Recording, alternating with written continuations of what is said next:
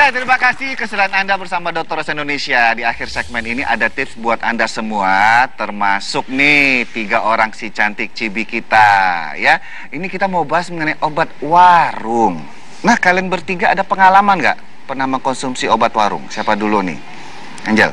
Pernah, semuanya pernah makan. Pernah? Iya, jadi makan? Maksudnya mengkonsumsi obat. Oke. Kalau misalnya sakitnya ringan-ringan, biasanya kita nggak ke dokter sih, ya disiapin obat, obat ringan, jadi dikonsumsi aja sesuai dengan itu yang dianjurkan di obat di belakangnya itu, ya, istilahnya ada tulisannya.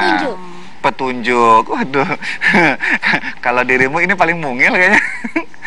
Makanya dokter jauh-jauh aja, jangan deket. Kalau kamu ada pengalaman nggak? Aku ada. Aku tuh kan susah tidur. Terus aku pernah minum obat batuk gitu yang ada obat tidurnya tambahannya gitu. Terus aku minum. Oh, itu tujuannya beli obat warung. Kalau dirimu? Kalau aku bisa ngelupain aku. Bukan. Aduh. Kalau misalkan di luar kota atau lagi show gimana kan nggak mungkin ke dokter dulu gitu. Jadi cari obat yang terdekat, bahkan ada persediaan sendiri. Iya. Oke. Kita ada kotak obat. Ada kotak obat sendiri dan itu obat bebas biasa kesannya obat warung ya. Iya. Oke. Nah, ini untuk tidak aja untuk anggota Cibit, penonton saya di studio, tapi juga untuk yang di rumah nih. Ada beberapa resiko jika kita mengkonsumsi obat warung tanpa mengenal dulu sebenarnya itu petunjuknya apa, indikasinya apa. Satu, kira-kira apa nih? Keracunan pasti ya. Yang dirasakan tuh mual, muntah, diare, pusing, pingsan, bahkan bisa saja kematian. Aduh. Iya, misalnya ini ada salah satu obat yang bisa meningkatkan tekanan darah. Tapi yang mengkonsumsi obat warung itu adalah penderita hipertensi. Tentunya fatal. Ya kan? Lalu ada yang minum obat misalnya di antara kalian ini adalah penderita MAH.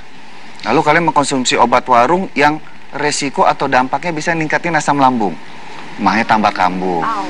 Makanya ini ada tips nih ya, tips untuk kalau ingin mengkonsumsi obat warung itu sebenarnya tidak ada salahnya karena obat warung itu ada petunjuknya selama diketahui petunjuknya. Saya geser sini deh, dirimu sini ya.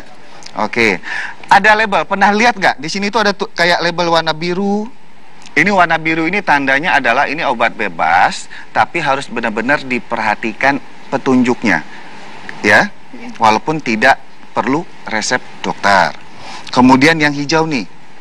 Nih. Ya. Yang hijau ini tandanya adalah ini benar-benar obat bebas yang bisa dibeli oleh siapapun. Jadi tidak ada sesuatu yang khusus harus diperhatikan, tapi tetap harus diperhatikan adalah indikasi, maksudnya tujuannya diminum berapa kali sehari. Tapi untuk beberapa pantangan sih tidak terlalu berarti ya, tapi ini biasanya bebas. Ini tadi ada resep dokter, yang penting adalah ini nih. Ini warna apa? Merah. Warna apa? Merah dan ada tulisan K.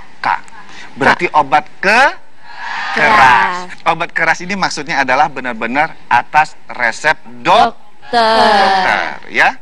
Jadi tidak boleh dikonsumsi tanpa mengetahui dulu keluhan penyakitnya, ya. Kemudian yang harus diperhatikan lagi saat akan mengkonsumsi obat warung adalah mudah. Ini apa? Tanggal apa? Tanggal jadian? Tentu bukan, ya.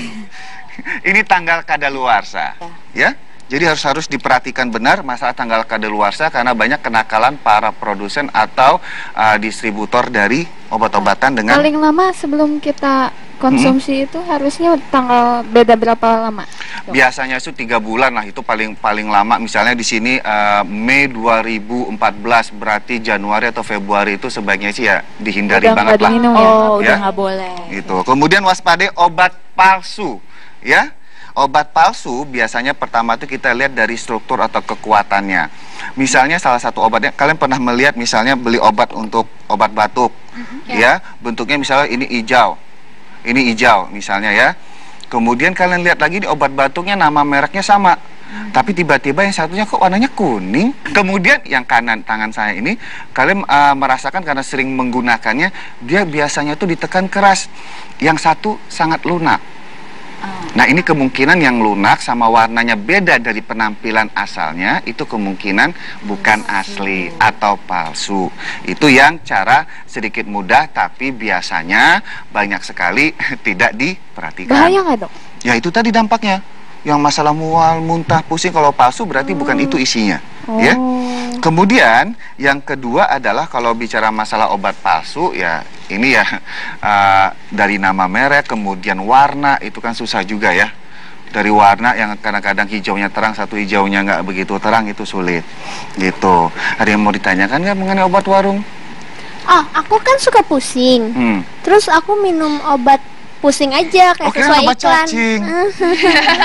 Kayak sesuai iklan gitu. Kalau pusing obatnya ini gitu. Boleh nggak sih atau harus konsultasi dulu ke dokter? Nah, ini pertanyaan bagus ini. Tadi kan itu hanya secara fisik dari konsumsi obat warung. Tapi kalau bicara masalah pusing kemudian mengkonsumsi obat pusing yang mungkin Anda lihat di TV atau di iklan, pada dasarnya tidak masalah ya, selama sangat-sangat diperhatikan cara pakainya. Dan ingat, kalau 2-3 hari tidak ada perubahan, sebaiknya ke dokter. Ya, kalau misalnya ini sangat-sangat mepet, tadi kan kayaknya keluar kota susah cari obat mepet, aduh harus tampil kayak Rin tadi mungkin sakit ya, teman kalian ini sakit ya nggak apa-apa, tapi kalau ada waktu sebaiknya dipersiapkan kotak khusus obat yang sudah direkomendasikan oleh dokter, ya. Gitu, Cibi. Oke, terima kasih untuk para anggota Cibi, sukses selalu, semangat, sehat selalu. Juga untuk teman-teman dari Akper Subang, terima kasih. Dan untuk Anda yang di rumah, tetap saksikan Dokter Rose Indonesia. Jangan bosan sehat, temukan sehat sesungguhnya. Di mana lagi kalau bukan di Dokter Rose Indonesia.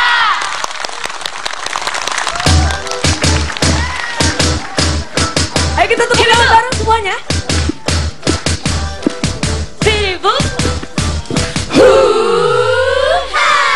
Cinta, satu kata penuh makna. Oh, cinta, bawa hati bahagia. Dari sekian juta keindahan dunia, di mata hatiku kaulah keindahan hidup. Cari bola, cari bola.